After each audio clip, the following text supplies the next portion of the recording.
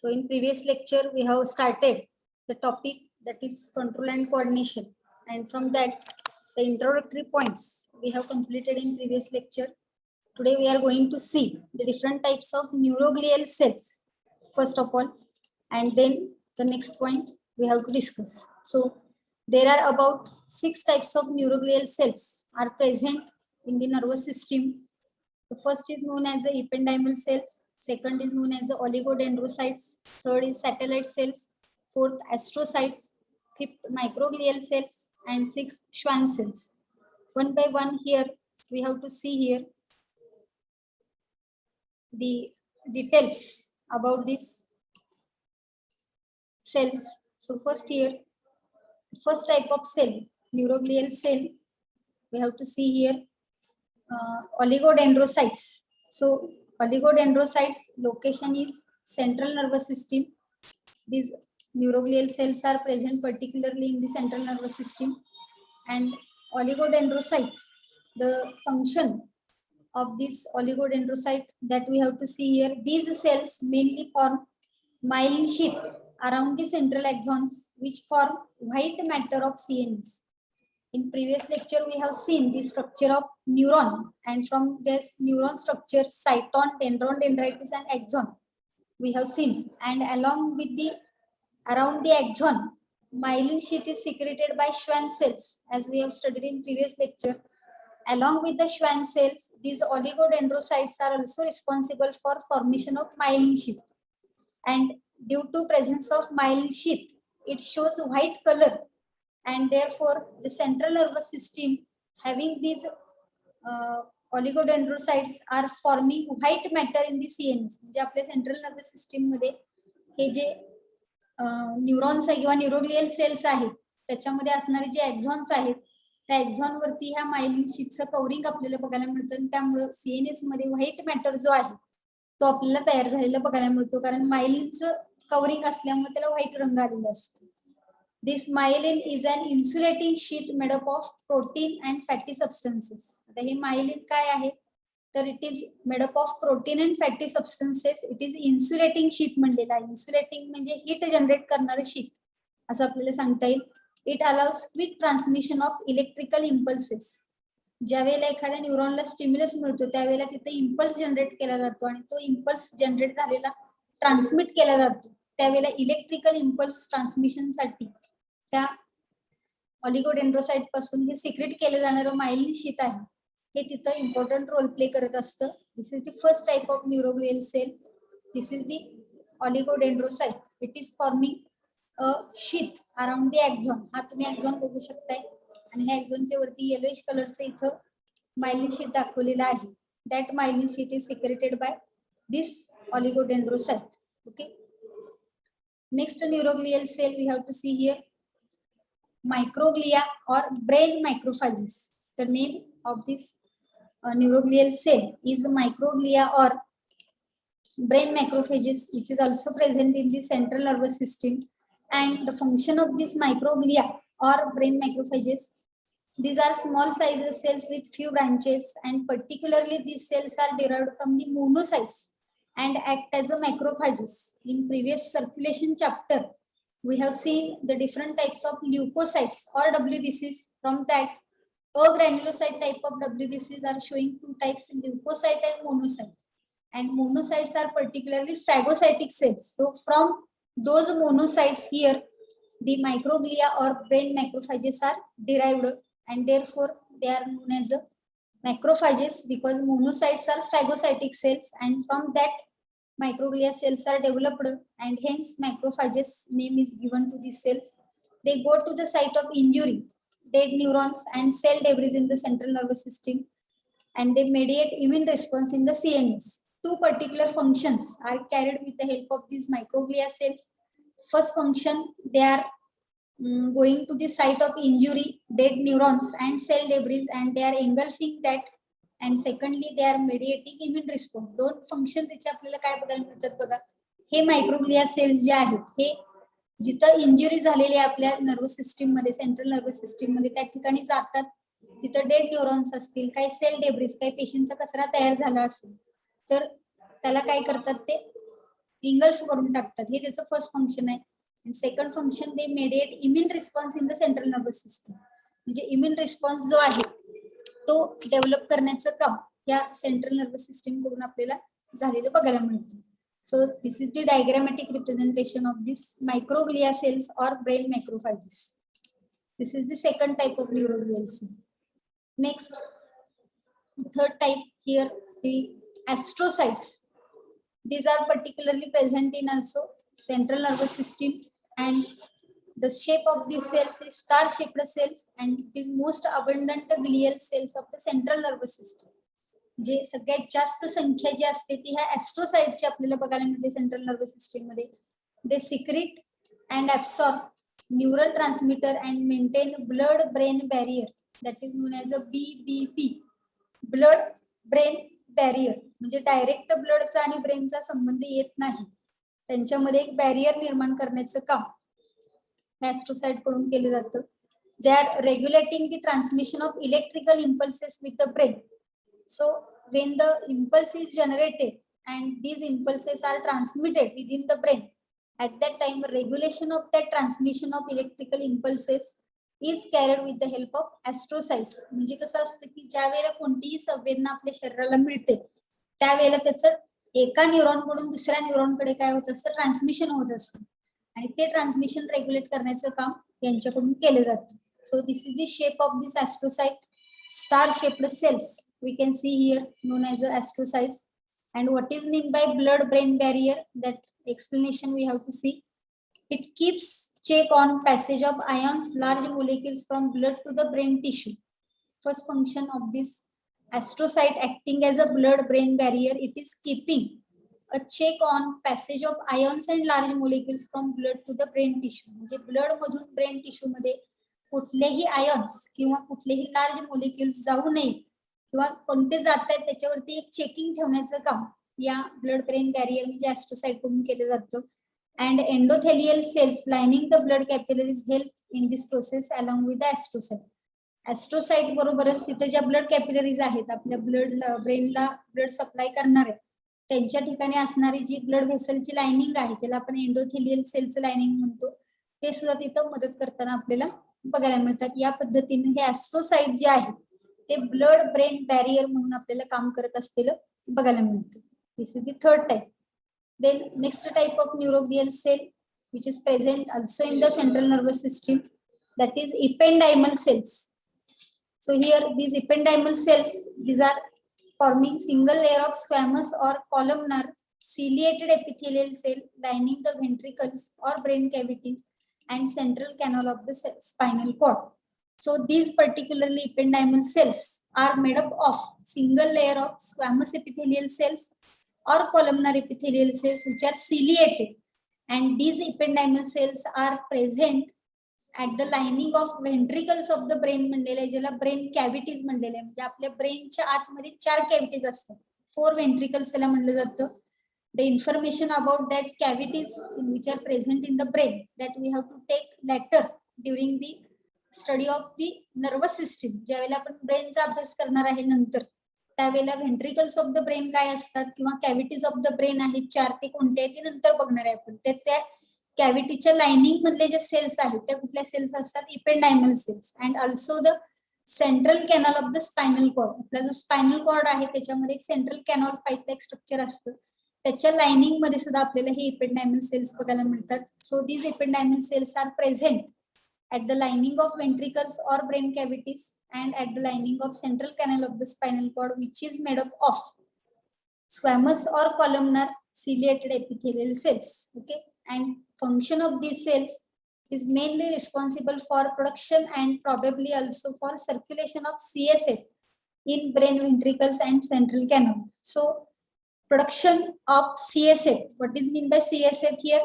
Cerebrospinal fluid हा त्याचा long form आहे. तर सेरेब्रोस्पायनल फ्लुइडचं सिक्रेशन करण्याचं काम हे इपेंडायमल सेल्स आहे. त्याचबरोबर त्याचं सर्क्युलेशन सुद्धा करून आणण्याचं काम या इपेंडायमल सेल्स आपल्याला सांगता येईल. आता what is mean by CSF, what is the role of CSF, that is also we have to study in the next some lectures. म्हणजे CSF काय आहे, त्याचं फंक्शन काय आहे, ही सगळी माहिती आपण नंतर नर्वस सिस्टीमची ज्या वेळेला अभ्यास करणार आहोत त्यावेळेला आपण त्याची माहिती बघणार आहे. आता फक्त न्यूरोग्लियल सेल्सची आपण माहिती बघतोय. त्याच्यामध्ये हा इपेंडायमल सेल्सचा एक प्रकार आहे जो आपल्याला स्पायनल कॉर्ड आणि कॅव्हिटी ऑफ द ब्रेनच्या लाइनिंग मध्ये बघायला मिळतो. And function of this ependymal cells is the production and circulation of the CSA. हे पर्टिक्युलरली आपल्याला लक्षात ठेवायचं आहे. Okay, so these are the ependymal cells. You can see here these are the special types of cells having ciliated structure, ependymal cells. Now next type of neuroglial cell which is present in the peripheral nervous system, and the name is Schwann cells. These are most abundant glial cells present in the PNS. Peripheral nervous system मध्ये असणारे हे glial cells आहेत. and their function of this Schwann cell, as we have studied in the previous lecture, formation of myelin sheath around the medullated nerves of PNS. जर myelin sheath असेल तर त्या नर्व्सला काय म्हणलं जातं? मेड्युलेटेड नर्व फायबर्स म्हणलं जातं. हे आपण 11वीला सुद्धा बघितलेलं आहे. आणि जर नसेल मायलिन शीथ तर नॉन मेड्युलेटेड म्हणलं जातं.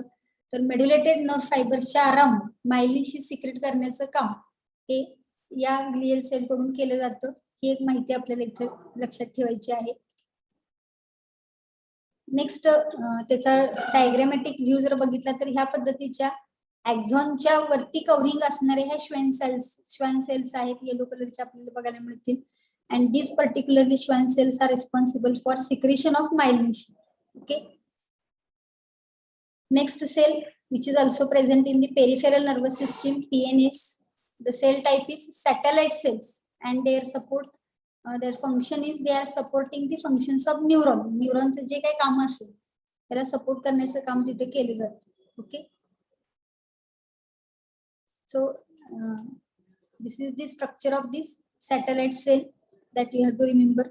So these are the different types of cells which are observed in the nervous system along with the neurons. So related to that, question was asked here in NEET exam 2017. So read the question and give the answer here. Myelin sheath is produced by Schwann cells and oligodendrocyte, astrocytes and Schwann cell, oligodendrocyte and osteoclast and astrocyte. So what will be the option here? Yes, maximum students are given here correct answer. A option, Schwann cells and oligodendrocytes. Particularly हे लक्षात ठेवायचं की myelin sheath म्हणले की Schwann cell असणार आहे, लक्षात ठेवायचं. मग त्यामध्ये दुसरे सेल कुठले आहे तर ऑलिगोडेंड्रोसाइट आहे. त्यामुळे हे दोन ऑप्शन अगोदरच कट होतात. या दोन्हीतलं सिलेक्ट करत असताना आपण ऑलिगोडेंड्रोसाइट हे त्याचं फंक्शन आहे मायलिन शीथ सिक्रेशनचं आणि श्वान सेल, त्यामुळे ए ऑप्शन करेक्ट आन्सर आहे. Okay, now we have to see the next point here, very important point, properties of nerve fibers. In the muscular tissue we have seen the properties of muscular tissue, elasticity or contractility ability is present in the muscular tissue. So in the same way here we have to see the properties of nerve fibers. The first property of nerve fiber is the excitability, means the nerve fibers are getting excited. So the nerve fiber shows the presence of a polarized membrane and have the ability to perceive stimulus and enter into a state of activity. Means म्हणजे काय सांगितलेलं आहे बघा इथं, जे nerve fibres आहेत हे nerve fibres मध्ये काय असतात, पोलराइज्ड मेम्ब्रेन असते आणि this polarised membrane has ability to perceive stimulus. एखादी संवेदना आहे, एखाद्या स्पर्शाची संवेदना आहे ती रिसीव्ह करण्याचं, परसीव्ह करण्याची ॲबिलिटी त्या पोलराइज्ड मेम्ब्रेन मध्ये आहे आणि त्यामुळे ती ऍक्टिव्ह कंडिशन मध्ये न्यूरॉन जो आहे किंवा नर्व फायबर आहे तो जाऊ शकतो. त्या प्रॉपर्टीला इथं काय म्हणलेलं आहे, एक्साइटेबिलिटी म्हणलेलं आहे. सेकंड प्रॉपर्टी आहे conductivity, means it is ability to transmit the excitation. म्हणजे एक न्यूरॉन एक्साइट झाला तर तो एकटाच एक्साइट होत नाही, त्याच्यामध्ये जे एक्साइटेशन निर्माण झालेलं आहे ते कंडक्ट केलं जातं towards the next neuron. Means the excitation is transmitted towards the another neuron. This is the second property. And third is stimulus. Stimulus म्हणजे काय बघाय तर it is any detectable physical, chemical और electrical change in the external और internal environment which brings about the excitation in a nerve, muscle, organ or organism. जे कोणत्याही पद्धतीची संवेदना जी आपल्याला होते ती डिटेक्टेबल असते, म्हणजे आपण डिटेक्ट करू शकतो, ती जाणवू शकतो. मग ती फिजिकल चेंज असेल, केमिकल चेंज असेल किंवा इलेक्ट्रिकल चेंज असेल. म्हणजे आपण उठणे बसणे आपल्या ज्या काही शरीराच्या हालचाली आहेत त्याला फिजिकल चेंजेस म्हणू शकतो. केमिकल चेंजेस म्हणजे काय, काही वेळेला आपल्या बॉडीमध्ये ऍसिडिटी वाढते बघ, तर त्यावेळेला केमिकल चेंजेस झालेले असतात ते आपण डिटेक्ट करू शकते आपली बॉडी. आणि इलेक्ट्रिकल चेंजेस आपल्या बॉडीच्या आतमध्ये जे आयॉन्स आहेत, पॉझिटिव्हली चार्जड आणि निगेटिव्हली चार्जड आयॉन्स, त्यांच्यामध्ये सुद्धा काही चेंज झाला तर तो सुद्धा डिटेक्ट करता येऊ शकतो. आणि हे जे चेंजेस आहेत फिजिकल, केमिकल और electrical, they are carried in the internal environment और the external environment and which brings about the excitation. म्हणजे हे जे काही बदल आहेत हे आतमध्ये होऊ शकतात बॉडीच्या किंवा बॉडीच्या बाहेर सुद्धा होऊ शकतात. आणि त्याच्यामुळे काय होणार आहे, आपल्या नर्व फायबर मध्ये किंवा नर्व सिस्टीम मध्ये, मसल असेल किंवा एखादा ऑर्गन असेल किंवा पूर्ण ऑर्गॅनिझमची बॉडी असेल, यांच्यामध्ये आपल्याला एक्साइटेशन आलेलं बघायला मिळतं. That is non as the stimulus, ज्याला आपण सरळ मराठीमध्ये काय म्हणतो, संवेदना म्हणतो. स्पर्शाची संवेदना असेल, दुःख झालं, आनंद झाला, असे काही अनेक प्रकारच्या संवेदना आपल्याला बघायला मिळतात. तर ह्या 3 प्रॉपर्टीज आपल्याला ह्या नर्व फायबरच्या सांगता येतील. त्याच्यानुसार जो एक्साइट न्यूरॉन कसा होतो आणि काय काय त्याच्यामध्ये चेंजेस होतात ते आपल्याला याच्यामध्ये बघायचं आहे नेक्स्ट पॉइंट मध्ये. First here excitation and conduction of nerve impulse means how the nerve is getting excited and how the nerve impulse is generated and how that nerve impulse is conducted from one neuron to other neuron. That point we have to see here. So let us see first point here. Neurons are excitable cells which are surrounded by extracellular fluid म्हणलेला आहे. बघा आपल्या बॉडीमध्ये neurons आहेत, हे neurons excitable cells आहेत, त्यांच्यामध्ये excite होण्याची ability आहे. And these neurons are surrounded by ECF म्हणलेला आहे, एक्स्ट्रा सेल्युलर फ्लुइड. म्हणजे त्या न्यूरॉनच्या आतमध्ये एक फ्लुइड असतं, त्याला न्यूरॉन फ्लुइड म्हणू शकतो आपण. आणि न्यूरॉनच्या सेलच्या बाहेर एक फ्लुइड असतं दोन्ही बाजूला, तर त्या फ्लुइडला आपण काय म्हणणार आहे, ECF, एक्स्ट्रा सेल्युलर फ्लुइड म्हणणार आहे. And membrane of neuron is selectively permeable to different ions म्हणलेला आहे. So the membrane of neuron, it is selectively permeable to different ions. ती freely permeable असत नाही, selectively permeable means it is having right which ions to be taken in and which ions to be thrown out. कोणत्या आयनला आत घ्यायचं, कोणत्या आयनला बाहेर सोडायचं, याची पूर्ण अधिकार कुणाकडे आहेत, त्या न्यूरॉनच्या मेम्ब्रेनकडे आहेत. म्हणून त्याला सिलेक्टिव्हली परमिएबल मेम्ब्रेन म्हणलेलं आहे. Next, in resting state when the neuron is not conducting any impulse, it is in a polarized state. म्हणजे ज्या वेळेला एखाद्या न्यूरॉनकडे कोणत्याही पद्धतीचा इम्पल्स आलेला नाही, म्हणजे कोणत्याही पद्धतीची संवेदना आलेली नसते, त्यावेळेला तो रेस्टिंग स्टेट मध्ये आहे असं म्हटलं जातं. And at this time the axonal membrane is comparatively more permeable to K plus ions and nearly impermeable to Na plus ions. म्हणजे ज्या वेळेला न्यूरॉनच्या मेम्ब्रेन वरती कोणत्याही पद्धतीचा इम्पल्स आलेला नसतो, त्याच वेळेला ती पोलराइज्ड स्टेट मध्ये असते. आणि त्याच कंडिशन मध्ये जी एक्झॉनल मेम्ब्रेन आहे, it is comparatively more permeable to K plus ion म्हणलेला आहे and nearly impermeable to Na plus ion म्हणलेला आहे. And also impermeable to negatively charged proteins which are present in the axoplasm म्हणलेला आहे. Axoplasm म्हणजे न्यूरॉनच्या आतमध्ये असणारा सायटोप्लाझम, त्याला एक्झोप्लाझम म्हणलेलं आहे. आणि न्यूरॉनच्या बाहेर जो असतो त्याला आपण काय म्हणणार आहे, एक्स्ट्रा सेल्युलर फ्लुइड, ECF. आता इथं काय म्हणलेलं आहे बघा, तर एक्झॉनल मेम्ब्रेन जी आहे ही परमिएबल कुणाला आहे, पोटॅशियम आयॉन्सला आहे, परंतु इम्परमिएबल कुणाला आहे, Na प्लस आयॉन्सला आहे. हे 2 पर्टिक्युलर पॉइंट लक्षात ठेवायचे आहेत. आणि also impermeable to negatively charged proteins which are present in the axoplasm. ही कंडिशन कधी असणार आहे, रेस्टिंग स्टेट मध्ये असणार आहे. Okay, the electrical potential difference across the resting membrane, it is called as a resting potential. मग ज्या वेळेला रेस्टिंग न्यूरॉन आहे, रेस्टिंग न्यूरॉन मेम्ब्रेन आहे, त्यावेळेला काहीतरी तिथे इलेक्ट्रिकल पोटेन्शियल डिफरन्स असतो. म्हणजे निगेटिव्हली चार्ज आयॉन्स आणि पॉझिटिव्हली चार्ज आयॉन्स त्या अलॉंग द मेम्ब्रेन आपल्याला बघायला मिळतात. त्यावेळेला जे तिथं पोटेन्शियल असणार आहे त्याला रेस्टिंग पोटेन्शियल म्हणलं जातं. कसं असतं ते आपण इथं बघूया. So this is the diagrammatic representation of the resting neuron. एक एक्झाम्पल म्हणून हा न्यूरॉन मधला एक्झॉनचा भाग आहे असं कन्सिडर करा. आणि त्या एक्झॉनच्या जर एक्झॉनचं आतलं जर सायटोप्लाझम बघितला तर तो इथं पूर्ण आपल्याला बघायला मिळेल. आणि हे बाहेरचं जे दिसतंय त्याला आपण काय म्हणणार आहे, ECF, एक्स्ट्रा सेल्युलर फ्लुइड म्हणणार आहे. या मेम्ब्रेनच्या बाहेरच्या बाजूला असणार आहे.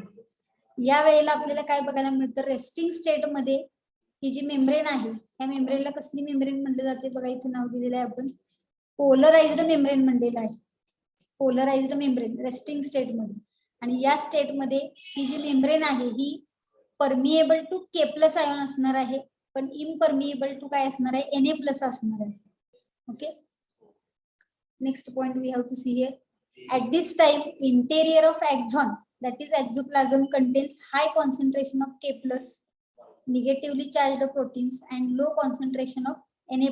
म्हणजे ज्या वेळेला कोणत्याही न्यूरॉनला स्टिम्युलस मिळालेला नसतो, इम्पल्स जनरेट झालेला नसतो, त्यावेळेला एक्झॉनच्या आतमध्ये आपल्याला हाय कॉन्सन्ट्रेशन ऑफ K+ बघायला मिळतं आणि लो कॉन्सन्ट्रेशन ऑफ Na+ बघायला मिळतं. In contrast to this, the ECF, that is extracellular fluid, it contains low concentration of K+ and high concentration of Na+. This forms concentration gradient. म्हणजे थोडक्यात न्यूरॉनच्या आतमध्ये हाय concentration of K+ आहे आणि न्यूरॉनच्या बाहेर low concentration of K+ आहे. तसंच न्यूरॉनच्या आतमध्ये जर आपण बघितलं तर लो कॉन्सन्ट्रेशन ऑफ Na+ आहे, पण न्यूरॉनच्या बाहेर जर बघितलं तर हाय कॉन्सन्ट्रेशन ऑफ Na+ आहे. म्हणजे अपोजिट आयन कॉन्सन्ट्रेशन आपल्याला न्यूरॉनच्या आत आणि न्यूरॉनच्या बाहेर बघायला मिळतं. न्यूरॉनच्या आत म्हणजे एक्झोप्लाझम म्हणायचं, न्यूरॉनच्या बाहेरच्या बाजूला असतं त्याला काय म्हणलं जातं, ECF म्हणलं जातं, एक्स्ट्रा सेल्युलर फ्लुइड. आणि ह्या दोन्ही आयनच्या कॉन्सन्ट्रेशन मध्ये डिफरन्स असल्यामुळे तिथं आपल्याला काय बघायला मिळतं, कॉन्सन्ट्रेशन ग्रेडियंट तयार होतं. And this ionic gradient is maintained across the resting membrane by active transport of ions by sodium potassium pump म्हणलेला आहे. मग हा जो आयोनिक ग्रेडियंट आहे हा कंटिन्युअसली मेंटेन केला जातो आणि तो मेंटेन करण्यासाठी इथं काय घडतं, active transport of ions by sodium potassium pump म्हणलेला आहे. जे सोडियम आणि पोटॅशियमचा पंप असतो त्या मेम्ब्रेन वरती, त्या सोडियम पोटॅशियम पंप मधून काय केलं जातं, active transportation of potassium ions and sodium ions to maintain this concentration gradient म्हणलेला आहे. हा जो कॉन्सन्ट्रेशन ग्रेडियंट आहे तो मेंटेन करण्यासाठी त्या रेस्टिंग मेम्ब्रेन वरती आपल्याला काय बघायला मिळतं, active transport of ions by sodium potassium pump. And this pump transports 3 Na outwards for 2 K+ into the sale.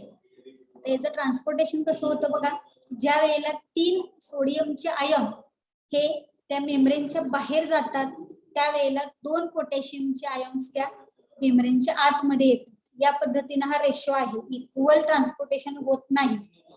3 Na+ outward डायरेक्शनला जातात त्यावेळेला 2 K+ काय होतात, आतमध्ये येतात. या पद्धतीने त्याचं ट्रान्सपोर्टेशन केलं जातं.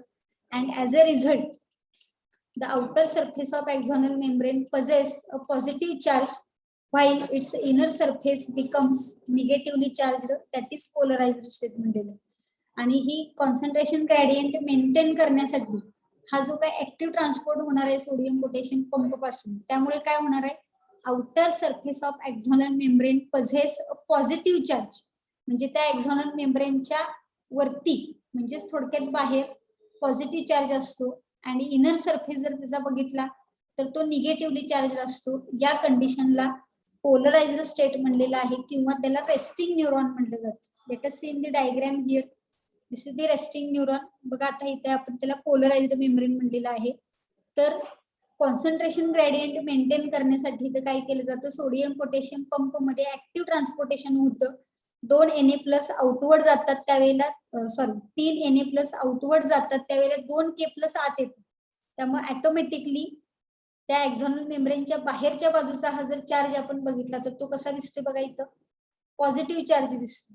आणि आतमध्ये जर बघितला तर तो कसा आहे, निगेटिव्ह चार्ज आहे. बघू शकताय तुम्ही इथं हा बाहेरच्या बाजूचा चार्ज आहे तो कसा आहे, पॉझिटिव्ह आहे आणि आतल्या बाजूचा चार्ज कसा आहे, negative. At that condition the neuron is known as a resting neuron, means that is not conducting any stimulus, not conducting any impulse. हे समजले का बघा सर्वांना. की ज्या वेळेला न्यूरॉनला स्टिम्युलस मिळालेला नसतो त्यावेळेला ती एक्झोनल मेम्ब्रेन किंवा न्यूरॉनची मेम्ब्रेन आपण म्हणूया ती पोलराइज स्टेट मध्ये असते, म्हणजेच it is showing positive charge on it's outer surface and negative charge on it's inner surface.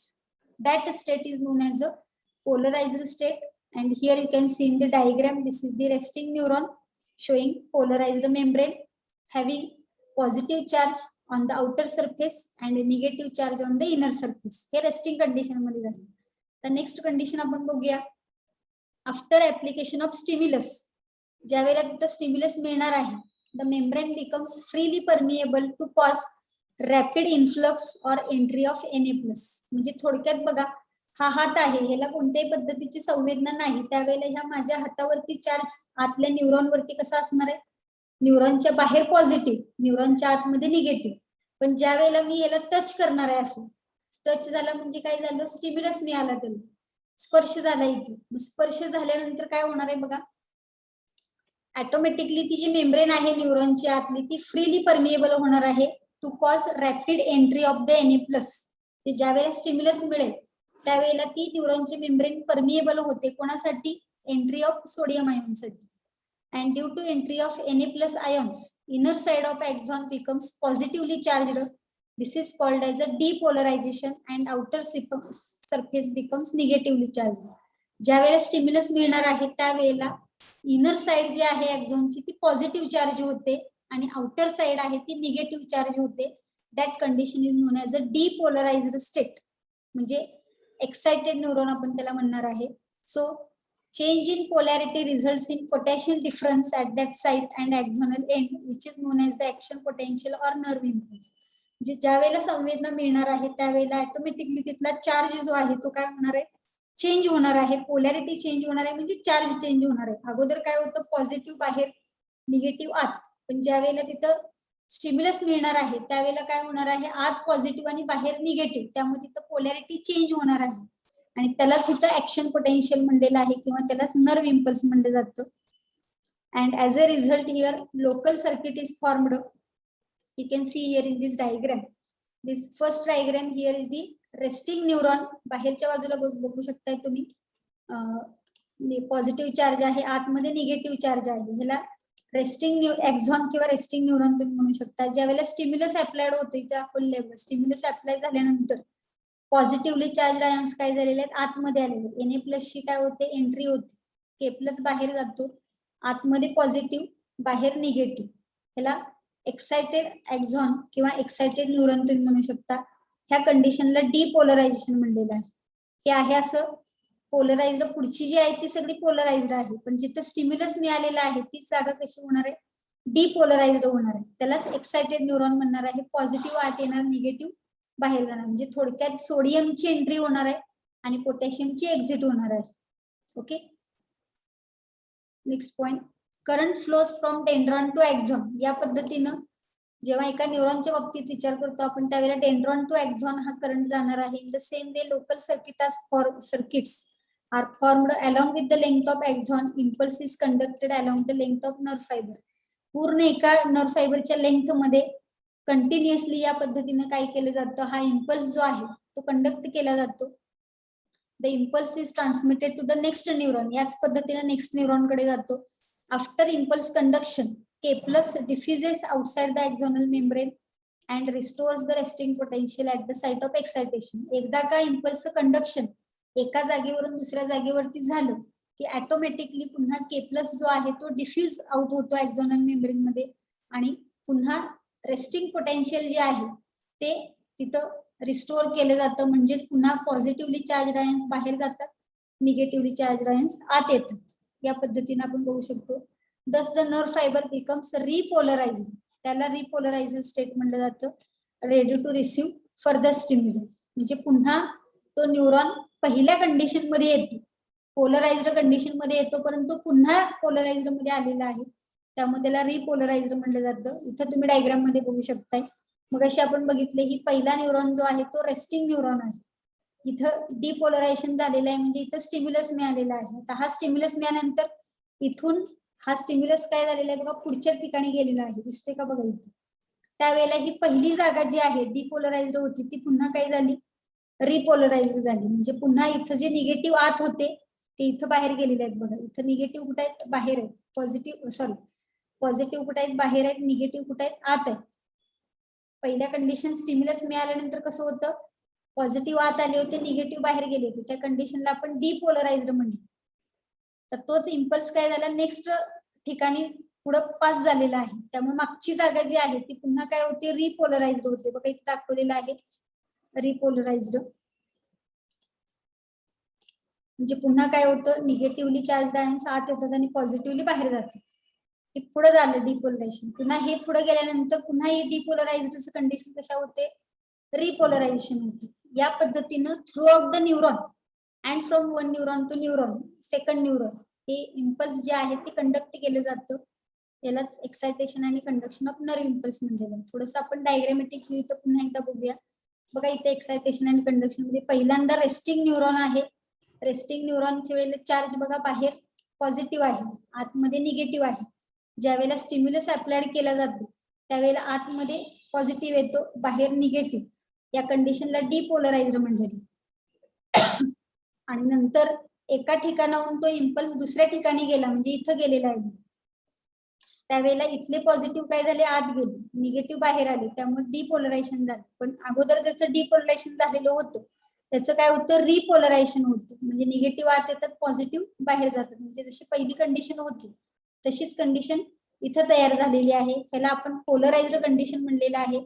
हे एकदा डिपोलराइज होतं आणि पुन्हा रिपोलराइज होतं, म्हणून ह्याला रिपोलराइज्ड स्टेट म्हणलेलं आहे. या पद्धतीनं हे कंडक्शन ऑफ नर्व इम्पल्स आपल्याला बघायला मिळेल. अजून एका डायग्राम मध्ये आपण बघूया. बघा इथं रेस्टिंग न्यूरॉन आहे, पोलराइज्ड मेम्ब्रेन म्हणलेलं आहे. बाहेर पॉझिटिव्ह, आत निगेटिव्ह, विदाउट एनी एक्सायटेशन. सेकंडला एक्सायटेड न्यूरॉन झाल्यावर बघा इथं काय होतं, डिपोलराइज्ड रिजन म्हणलेलं आहे. इथून स्टिम्युलस मिळाला, हा स्टिम्युलस इथं मिळालेला आहे. स्टिम्युलस मिळाल्यामुळे काय झालं, पॉझिटिव्ह बाहेर होते ते आत आले, निगेटिव्ह बाहेर गेले, म्हणजे डिपोलराइज्ड रिजन झाला. हा पुढचा आहे तसंच राहील. तिसऱ्या स्टेप मध्ये काय घडतं, हे जे काही डिपोलराइज्ड रिजन झालेला आहे तो conduction of impulse next region मध्ये पुढे जातो. त्यामुळे हा जो मधला रिजन आहे इथला, हा एवढा रिजन, तो काय होतो बघा, डिपोलराइज्ड होतो. म्हणजे पॉझिटिव्ह आत येतात, निगेटिव्ह बाहेर जातात. आणि पहिला जो रिजन आहे जो डिपोलराइज झाला होता त्याचं रिपोलरायझेशन होतं. पुन्हा आहे अशी पहिल्या स्टेप प्रमाणे इथं हे झालेलं बघायला मिळते, बघू शकता तुम्ही. आणि नंतर तिसरा रिजन आहे तसाच राहतो. या पद्धतीने एक्सायटेड न्यूरॉन मध्ये शेवटच्या स्टेपला बघा हे डिपोलरायझेशन आहे त्याचं रिपोलरायझेशन होतं.